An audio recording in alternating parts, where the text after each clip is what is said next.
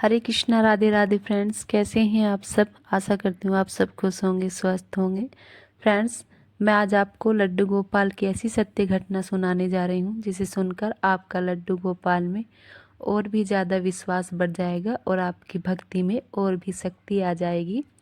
तो चलिए फ्रेंड्स, चलते हैं कहानी की तरफ। हमारे लड्डू गोपाल की जो एक कहानी है, ये वृंदावन के पास एक गाँव की है, जो आज भी एक पिछड़ा गाँव जाना जाता है।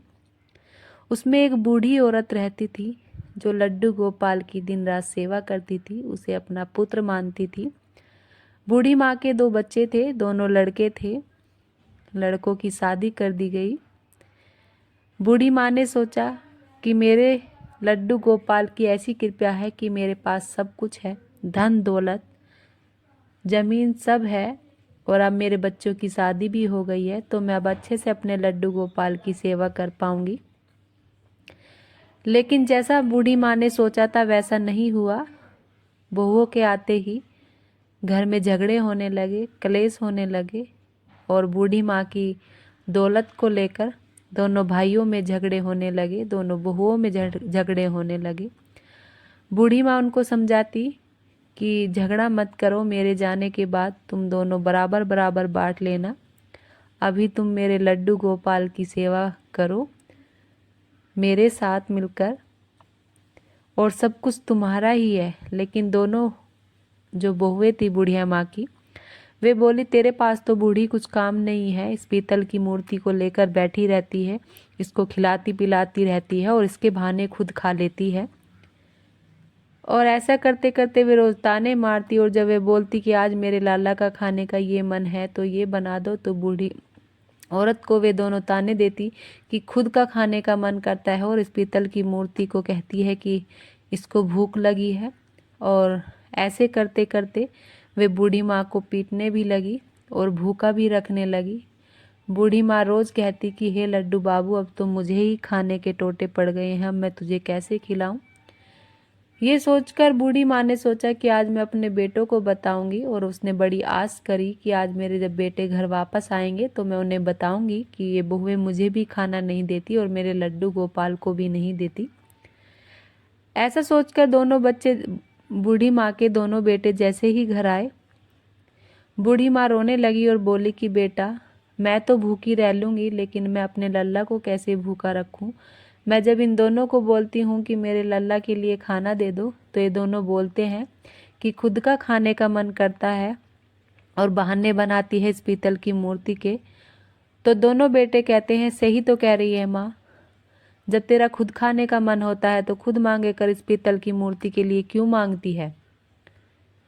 बूढ़ी माता अपने बच्चों की बात सुनकर दुखी होती है और रोने लगती है, और उन बच्चों को, दोनों पुत्र को, उसके गुस्सा आता है, और गुस्से में वे अपनी बूढ़ी माँ को घर से बाहर निकाल देते हैं कि जा, अगर इतना ही शौक है तो मांग कर खा ले, अगर तेरी बहुएं नहीं देती हैं तुझे। और बूढ़ी माँ की जो दोनों बहुएं थी, उन्होंने भी लड्डू गोपाल को उठाया और बाहर फेंक के मारा कि ले, इस पीतल की मूर्ति को भी ले जा, इसके बहाने तुझे खाने को कहीं मिल जाएगा जब तू मांग के खाएगी। बूढ़ी माँ अपना दर्द तो बर्दाश्त कर लेती, लेकिन जैसे ही बहू ने उसके लड्डू गोपाल को फेंका, तो बूढ़ी माँ के दिल में दर्द हुआ और वह यह सदमा बर्दाश्त नहीं कर पाई। उसने जैसे ही अपने लड्डू गोपाल को उठाया, तो उसने देखा कि लड्डू गोपाल के सिर में चोट लगी है और उसको खून आ रहा है। वो रोती बिलखती कि बेटा, इसको खून आ रहा है, डॉक्टर के ले चलो। लेकिन दोनों बहुओं ने गेट बंद कर लिया और कही, जा पागल, कहीं और जाकर दिखा। रोती रोती बुढ़िया डॉक्टर के पास गई कि देखो, मेरे लड्डू गोपाल को खून आ रहा है, उसको चोट लगी है। डॉक्टर ने सोचा कि ये कोई पागल है, और ये पागल अपने इसको बेटा मान रही है, और वे पागल कहकर उसको हॉस्पिटल से बाहर निकाल देते हैं धक्के मारकर। वो हर हॉस्पिटल में जाती है और रोती रोती कहती है कि मेरे बच्चे को चोट लगी है,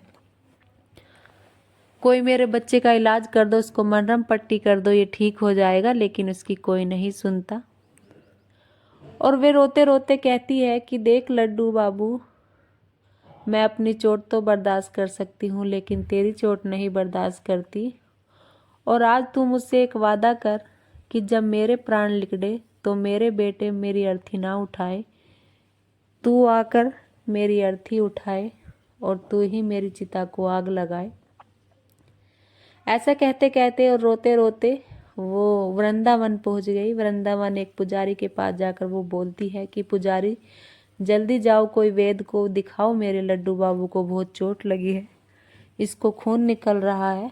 तो पुजारी उसकी भक्ति देखता है और लड्डू गोपाल को मल्लम पट्टी करता है और उसका लड्डू गोपाल का जो खून है वो आना बंद हो जाता है।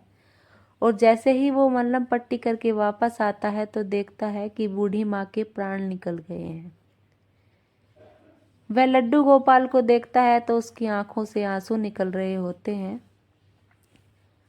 पुजारी बूढ़ी माँ का पता करता है, उसके बेटों का पता करता है, उनको पता पहुँचाता है कि ऐसे ऐसे तुम्हारी माँ का देहांत हो गया है। दोनों पुत्र आते हैं और जैसे ही वे अपनी माता को उठाते हैं तो वे उनसे नहीं उठती है। सब कोशिश करते हैं बूढ़ी माँ को उठाने की, लेकिन बूढ़ी माँ की लाश बॉडी नहीं उठती है। ऐसे करते करते वहाँ पर भीड़ जमा हो जाती है और जब बूढ़ी माँ उठ नहीं पाती है तो तभी भीड़ में से एक आवाज़ आती है छोटे से बच्चे की, जो बहुत सुंदर होता है, उसके घुंघराले बाल होते हैं। वो बोलता है मैं उठाऊंगा इनको, ये मुझसे उठेंगी। ऐसा देखकर सब चौंक जाते हैं और सोचते हैं कि हम सब पे तो बूढ़ी माँ उठ नहीं रही है और इस बच्चे पे कैसे उठेगी। बच्चा बूढ़ी माँ के पास जाता है और कान में कहता है, माँ मैं तेरा वादा पूरा करने के लिए आ गया हूँ। तूने बोला था ना कि मेरी शरीर को कोई और हाथ ना लगाए, मैं ही आकर तेरे शरीर को उठाऊं, तो मैं आ गया हूँ। इतना ही कहते बूढ़ी माँ का शरीर फूल की तरह हल्का हो गया और उस बच्चे ने बूढ़ी माँ को उठा लिया। और जब दाह संस्कार करने की बेटों की बारी आई तो लकड़ी बार बार बुझ जाती। फिर उस बच्चे ने कहा कि मैं दाह संस्कार करूँगा और उस बच्चे के हाथ से ही उस बूढ़ी माँ की मुक्ति होती है। वो जो बच्चा है वो हमारे ठाकुर जी हैं, हमारे लड्डू गोपाल हैं। और हमारे ठाकुर जी की सेवा वे पुजारी करने लगते हैं लड्डू गोपाल की, जिस मंदिर में बूढ़ी माँ ने लड्डू गोपाल को दिया था। लड्डू गोपाल रोज रात को वहाँ पर ही जाकर बैठ जाते जहाँ उस बूढ़ी माँ की मृत्यु हुई थी। ये देखकर पुजारी हैरान हो जाते कि मैं रोज लड्डू गोपाल को मंदिर में लाता हूँ और लड्डू गोपाल रोज वहाँ पर ही मिलते हैं।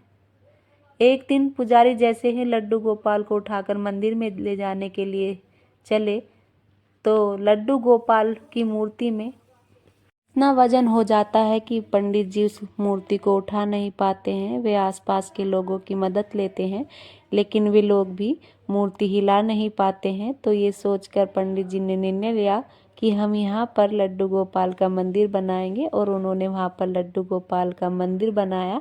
आज भी उस मंदिर में लड्डू गोपाल और उनकी मैया की आवाज़ें आती हैं, ऐसा लोगों का विश्वास है। और जब ये बात उसके पुत्र को पता चली तो उन्होंने भी लड्डू गोपाल से माफ़ी मांगी। उनका भी रो रो कर बुरा हाल हुआ। तो देखा भक्तों, हम भगवान को पहचान नहीं पाते हैं।